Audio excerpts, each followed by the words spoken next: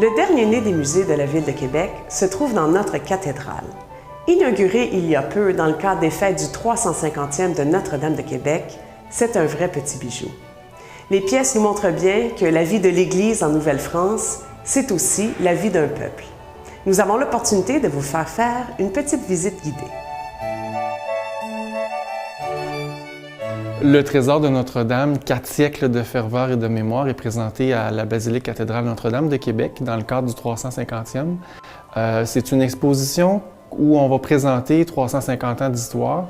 Évidemment, on commence avec le régime français et par la suite, on va voir toute l'histoire de Notre-Dame à travers les orfèvres, à travers les sculpteurs, les architectes, à travers les documents anciens. Donc, on voit vraiment la richesse de l'histoire de Notre-Dame à travers sa vie religieuse, mais à travers aussi sa vie sociale. Le calice de François de Laval, donc un calice qui lui a été offert par le roi Louis XIV à l'occasion de son ordination épiscopale. C'est un cadeau personnel du roi et le calice représente des scènes de la vie de la Sainte Famille et de l'Immaculée Conception, deux dévotions très chères à François de Laval. C'est une des pièces d'orfèvrerie, je dirais, si on avait au Canada à conserver une seule pièce d'orfèvrerie, à mon goût, à moi, ce serait celle-là qu'on conserverait. On dit toujours ici que c'est un musée vivant. Les pièces, à l'occasion, sortent du musée pour être utilisées. Alors, que ce soit le calice de François de Laval ou d'autres pièces, par exemple, pour Pâques, on sort beaucoup l'orfèvrerie ancienne pour les célébrations du Jeudi Saint, par exemple.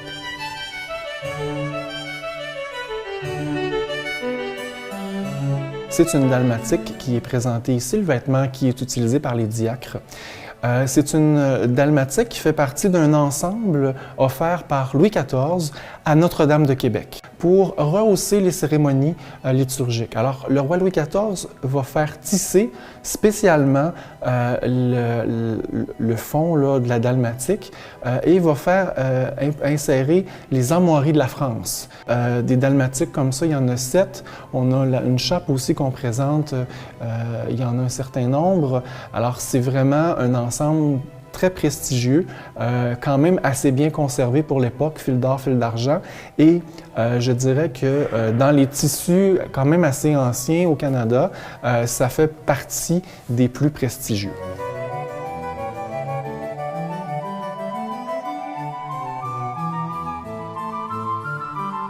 Ce tableau nous vient du début du 17e siècle.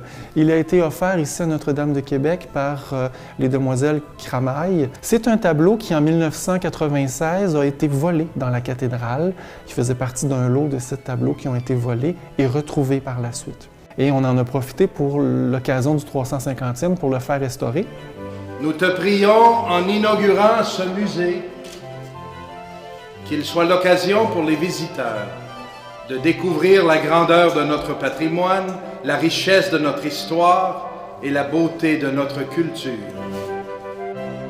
Je vais vous parler particulièrement de l'ensemble calice, ciboire et des burettes, la patène également, qui nous proviennent d'un évêque de passage à Québec, Monseigneur Billet. Et cet évêque-là avait laissé en dépôt le calice, donc ce qu'on appelle une chapelle. Il l'avait laissé en dépôt, mais n'est jamais revenu le chercher. Donc, c'est un cadeau par défaut qui nous provient de 1901 et on l'a toujours ici à la cathédrale. C'est vraiment quelque chose d'unique. L'archevêque l'utilise aussi à l'occasion lors des grandes cérémonies.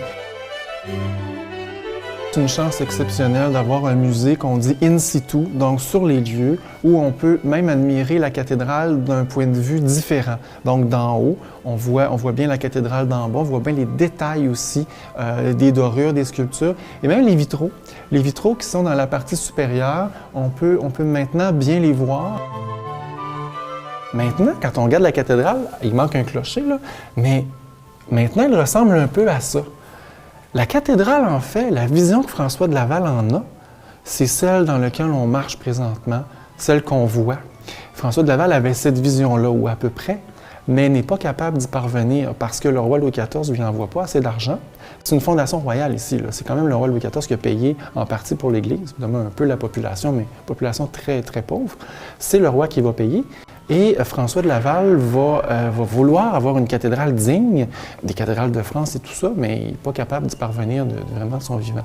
Et c'est par la suite qu'on va réussir, surtout après la conquête, où les gens vont vraiment s'investir à la redécorer et la mettre belle parce que la cathédrale de Québec devient vraiment le symbole de la victoire sur la langue et la foi, surtout la religion.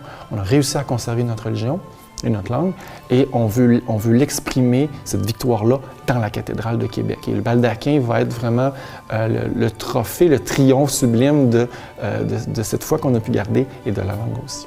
Le Musée Notre-Dame de Québec, c'est une chance inouïe de se plonger dans l'histoire de notre Église, de notre foi et de notre peuple. C'est une autre belle façon de participer au jubilé du 350e de la première paroisse en Amérique du Nord. Au nom du Père et du Fils et du Saint-Esprit. Amen.